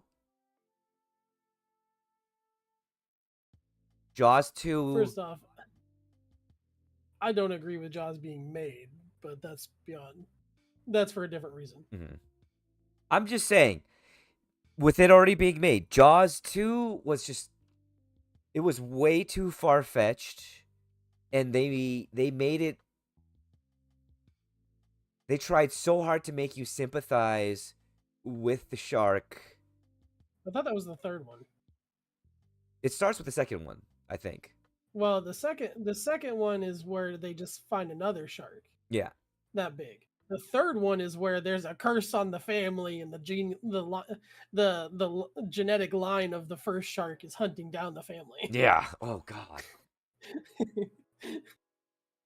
Jaws should have been one and done. Jaws, even the writer of the fucking book agrees that Jaws should not have been made because of the damage it did to the reputations of sharks. And the amount of That I shark completely hunting that agree went with up you. with it, because it was ridiculous. Yeah, it almost wiped out the great whites, actually. They're still endangered because of it. Yeah, well, at least they stopped, is what I'm saying. You haven't been anywhere near Asia, have you? That's for a completely different reason. True, but It's still not a yeah, good reason. no. Yeah, no. Eat the whole damn thing, please. Fuck, well, I just had one. Oh, this one's gonna get me a lot of fucking flack. You know what never should have gotten a sequel? Uh-oh. Because the ending of it was fucking perfect? The Matrix. Yes. Okay. I agree. The first At one, least stop with the second one. The third one was unnecessary. the second one was unnecessary. The ending of the first one was great. Actually, yeah, I will agree with you. I got another one if you're done. Oh yeah, I'm good. Three Ninjas. No, all the three ninjas were great. The first movie was beginning, middle, end, perfect story. It was a complete story that had no openings for a sequel, and they forced it down your throat anyway. I mean, Oh, can make the. you can mean make like the The same argument Hobbit? with the Karate Kids, Um, or the Karate Kid? Agreed. Or Rambo. Oh God, Rambo. I'm like, you know what? That's going to be my choice. It's going to be Rambo. Let's talk about that one first off, because if I were to make a Rambo 2, I wouldn't have done it the No, way no. they did it.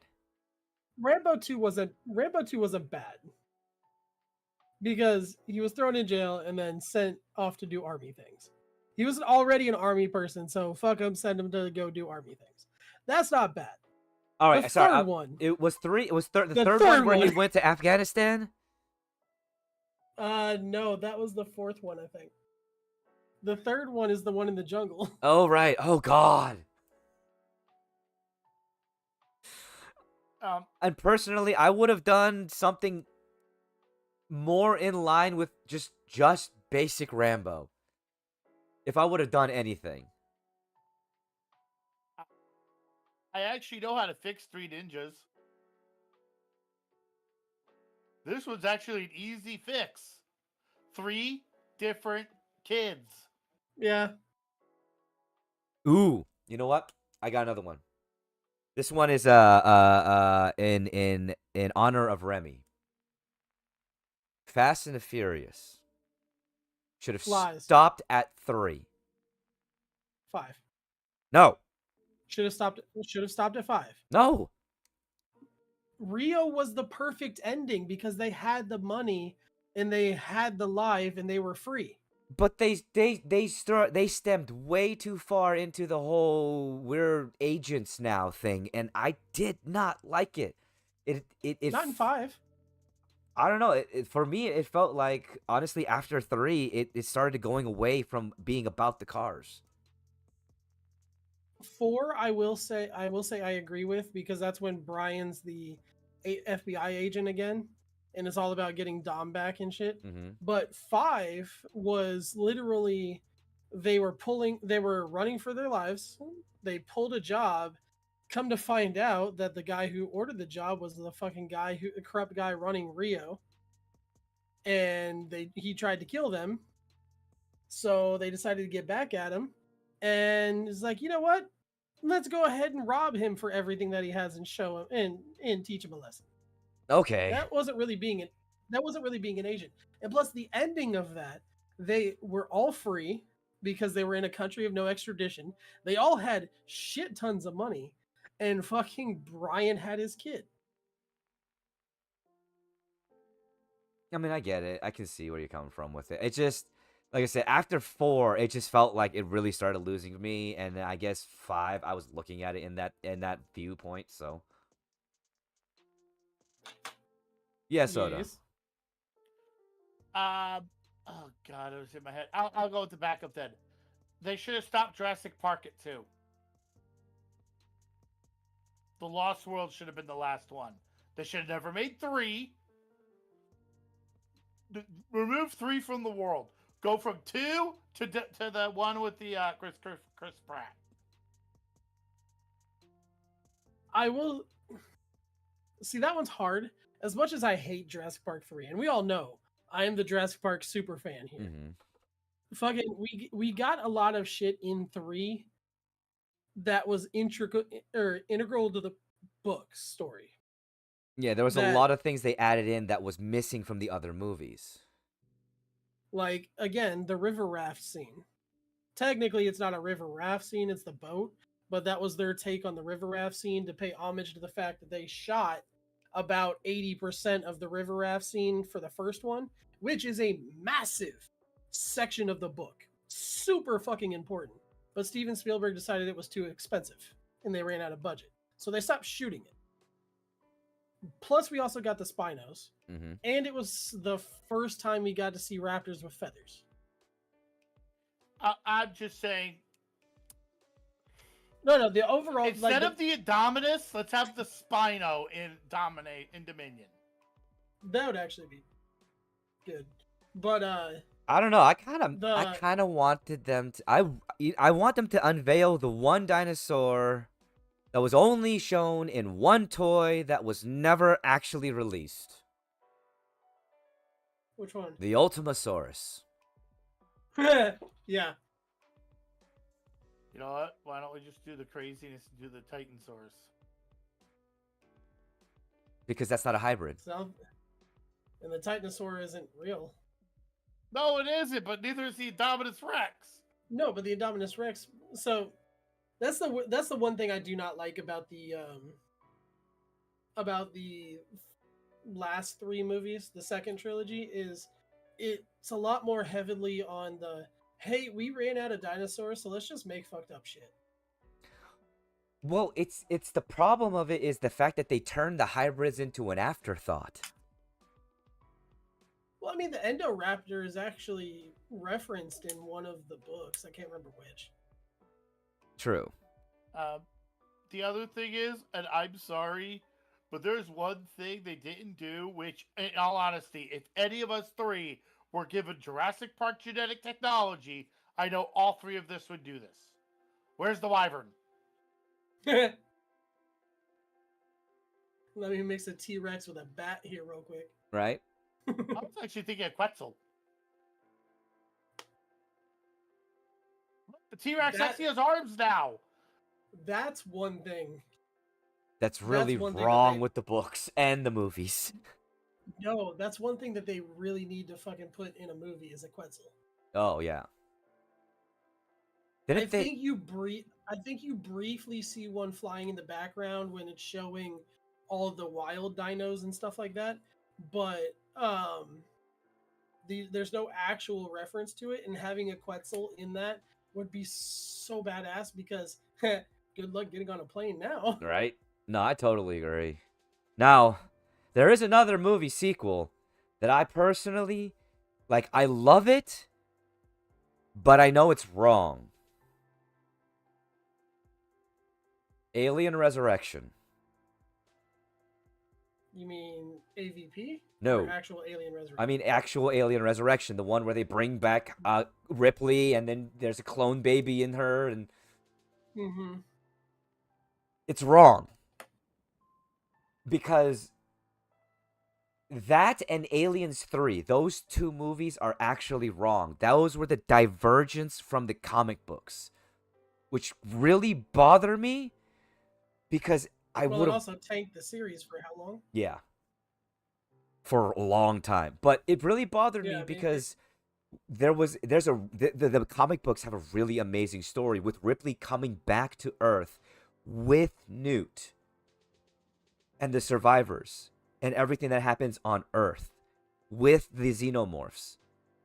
And we didn't get that movie. No.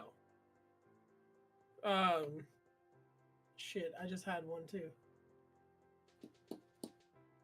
God damn it, now I forgot. I have one where I don't have a problem with the sequels, but I think the first movie did a good job, and you could have just left it there and it was fine. The Land Before Time. I like the sequels, though. I didn't say I disliked the sequels. I just said it was also a really good movie by itself. No, you're right. You are definitely right. It could have stood alone. It definitely could have stood alone. You know what movie also didn't need a sequel? And the sequels are just damaging to watch? I mean, the movie itself is damaging to watch. Especially if you drive a lot. Final Destination? Yep. Yep. Not driving behind a truck with cargo. Especially if it's wood. Funny thing you say that. A log truck fucking lost its load on the highway here last week. Oh, no. They had to close it because all the logs were across the entire fucking highway. It took them hours to pick it all up. Oh, God. Ooh. So I got another one that if you take the first sequel out, the rest of them are still okay. But the first sequel didn't need to happen. Should have never happened. And it deals with one of our favorite actors from from last week's episode with a movie series that we talked about. Brain's not working. Last week, Oda brought up a series where one of the main characters' catchphrases is, "I'm too old for this shit." Oh, Lethal Weapon! Right, but I'm not talking about Lethal Weapon. I'm talking about Danny Glover. Okay. Danny Glover is the main character. Alien versus in Predator. No. Oh. Danny Glover was not in Alien vs. Predator. Alien vs. Predator was good. Alien vs. Predator Requiem? Oh, no, fucking no. sucked. Danny Glover was in Predator. Predator. Predator 2. Yeah. Predator 2, Lost in New York. I thought they were in San Francisco. No, it was New York. It was New York. Oh my God, that one scene where he breaks into the apartment and the family just goes. I'm more thinking about him getting into that car, and I'm wondering if Cheech and Chong are the drivers. Or when All I Danny know Glover is- is climbing up the storm drain. Oh my God, I can't believe climbing up the storm drain because the alien. Why is this happening to me? That movie never should have happened. They turned a whole. Why the fuck did they decided to bring the Predator to fucking New York? I got another one where if you take the second movie out of it, and it has to do with an actor from last week, where if you take the second one out of it, the entire series is better. Highlander. It should have been only been. Yeah, There should have only been one. There should have only been one. The fucking The sci-fi third one was series. actually a good movie too. The sci-fi series never should have happened. Okay, that's Yeah, because the don't say that- sci-fi don't series say was that just near my so wife. confusing. Do not say anything about Duncan MacLeod and the Clan MacLeod around my mom. She will kill you. It was her Okay. favorite TV show ever. Oh my God, did she like that too much? So now, this is probably going to be the last movie that we're going to bring up because I have things to say about this movie. Lies. But I have a lot of problems with Transformers: Revenge of the Fallen. Which one is that? That's the second one. Which one is that? That's the one where they end up in Egypt. That's the one where Alan Tudyk the is one in with it. the one with the fucking moonbeam transporting fucking Cybertron to Earth. No. Yeah, no, that was that one. No. Yeah, because it had No, Optimus- that was 3. No, That was the third No, one. Revenge Oh, of the okay. Fallen was when we learned about the primes. That they started to build the lore about the primes that began or were the first guardians of Cybertron. But they did it all wrong. And I really didn't like the design of the Fallen, who was supposed to be Megatronus Prime. He just didn't look good. He looked like his alternate form was the Sphinx. Was that the old one that had the beard? Yeah, he was supposed to be Megatronus Prime. That did not look like him, did it? No. Then So- again, a lot of them did not look the way they were supposed to. I lost interest in the Transformers series like halfway through that one. And hello, Ruckley. Like, I liked the first one. I liked the majority of the second one, and then the third one where you had the Transformer chick. That's what I was just like, all right, fuck this shit. And then they took out Shia LaBeouf Mhm.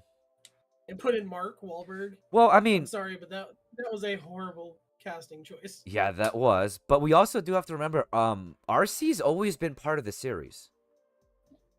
Yeah, she has. I was going to say that actually. Yeah, but you don't really ever get to see her transform from a woman into a robot tiger. That's true. That is a problem. It was annoying not to be able to see that. Because it didn't give any weight to her character. Like, what the fuck? Why was she No. just there as a robot the whole time? She was there I to thought she was the keep- motorcycle. RC No, has she so was- there's two versions of RC. The when they based that RC from the movie, not from Transformers 1, but from the movie that he's talking about. They've The third based one. they based that one off of the Transmetal version of RC, which had a bike form and a animal form. And in the movie, she was a literal woman who was trying to seduce Sam, so that way she could. They named that character RC. That was RC in that movie. Oh, you didn't know, did you?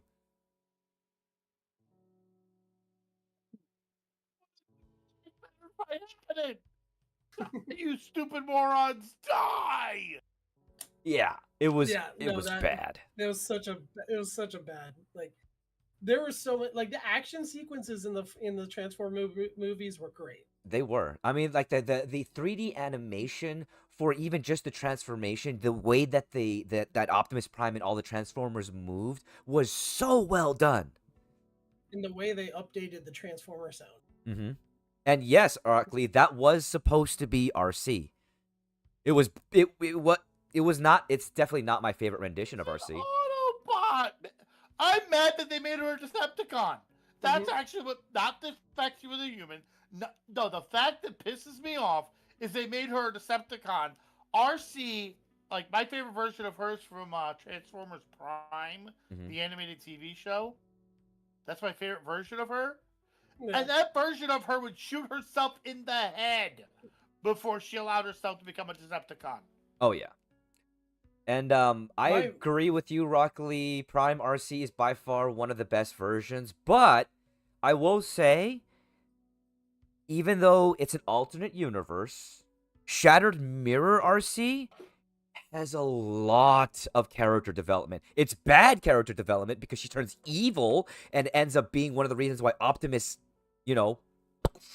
but still really well done. No, one of my favorite lines from fucking the Transformer movies. I think it's the first one, or it might be the second or the third. I can't remember. When Josh Duhamel and Tyrese are with their little band of fucking fighters, the first time that they encounter the Scorpion going through the sand. That's the first movie? Yeah, this is the first. And they're fighting it, and like he's using the sat phone and it doesn't fucking work. So he pulls out a cell phone and starts using the cell phone to try to do it. He's like, I need a credit card. He's like, I don't have my wallet on me. Do you have a wallet? In my pocket. Which pocket? You got like 18 pockets. Left cheek. Left cheek. Left cheek. Another one of my favorite scenes from that movie is Bumblebee, stop lubricating the man.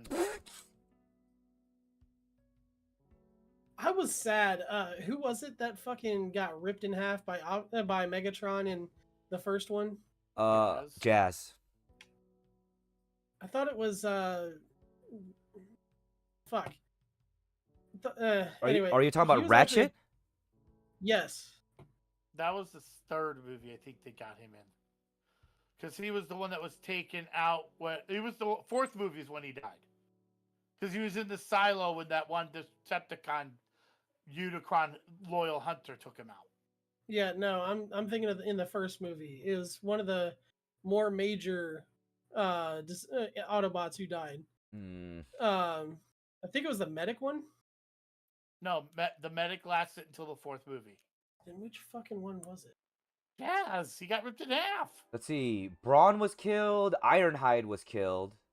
Ironhide. I was talking about Ironhide. Fucking Ironhide is a pretty substantial fucking Autobot to die in the first goddamn movie. I mean, well, you know what? It would be the first movie he died in. Okay, just because he's like the Sean Bean of Transformers doesn't mean you gotta throw that shade. No, the thing is, he had probably one of the best death scenes in the freaking first movie, the animated one. I agree. Because he was like trying to stop Megatron, and Megatron's like, "Do me a favor and just die," and just coldly, pew! It's like, me as a kid. Wait a minute, they can kill the main character. No! You felt bad. Yeah, no. You felt bad at that time. That's what I'm saying. They like, were joking. That's one of the things that is like Ironhide is such a main Autobot in like every fucking reboot of the series. And to have him get fucking offed in the first goddamn movie, it's like, but it's Ironhide. Dude's around for everything. Like he's supposed to. Oh. He's supposed to be. Optimus's left hand next to Bumblebee, who's his right hand. Always there. When they did that to Jazz, who's like one of the most popular ones, Where they just got ripped in two. yeah. Now we have Jet and Z. Wow. Okay, yes, Prime does die a lot, actually. Prime dies in a lot of series, when you think about He's it. been brought back like 7 times just in the live action series. I mean, hell, he dies in the new reboot movie of Transformers 1. I mean, let's be honest. Him and Megatron, fucking, they gotta have like some tactical insertion fucking reboot somewhere because they're always fucking dying and they're always getting brought I back. will say this. One thing I do not like about all of the Michael Bay movies and the sequels and everything, Optimus Prime became a freaking D&D murder hobo. Well, Towards the end of it, yeah. I mean, that one kind of made sense, though. Because this is But supposed it's to still be... not Optimus Prime. Well, no, it is, though. That's It the whole is. point of Optimus Prime is like at the end of the animated show Prime, he was still a thoughtful, considerate person. Michael Bayverse, hey, you might be a Decepticon. Let me chop you in half. Yeah. Why? I'm not even gonna bother asking you. I'm just gonna kill you. That's Why? because... Cool scene, fight scene. No, there's a reason for it. Bayverse Optimus is right after the Cybertronian War. After he had to watch everyone he loved burn to death as he flew away. That's PTSD Prime. That's the reason why he's that way. I'm not saying it's bad. I'm saying it's my least favorite. Oh yeah, I'm just saying like there's actually- a reason for it. I was just saying actually- that. I actually prefer the Michael Bay version of the Autobots and Decepticons because they're a little bit more human. Yeah. They actually show like they show a wider range of emotions and actual like traumas and stuff like that. Plus, I also love the fact that fucking Bumblebee can only talk through his radio. You would think after the first movie they would have fucking fixed that, but nah. They made it a gag, and it worked. Alrighty then. I do hate to say it. I really do. But with that, this is going to be goodbye for now. I really appreciate all of you for hanging out, for as much support that y'all have given. I appreciate Chef, you for being one of my co-hosts and friends. And same to you, Oda. This is not the end of a bunch of goofs. This isn't goodbye forever. This is just goodbye for now. Until I am able to find a place where I can continue to stream like this. And until I'm in a better place where I finally have a job and I've got things together. But till then, I'm going to be streaming for the rest of this week as best as I can, trying to do what I can while I'm trying to find a job and everything. And I will be streaming on my phone for as long as I have it. So I hope to see you guys out there. I appreciate all of y'all. And I'll see everybody again next time. Bye.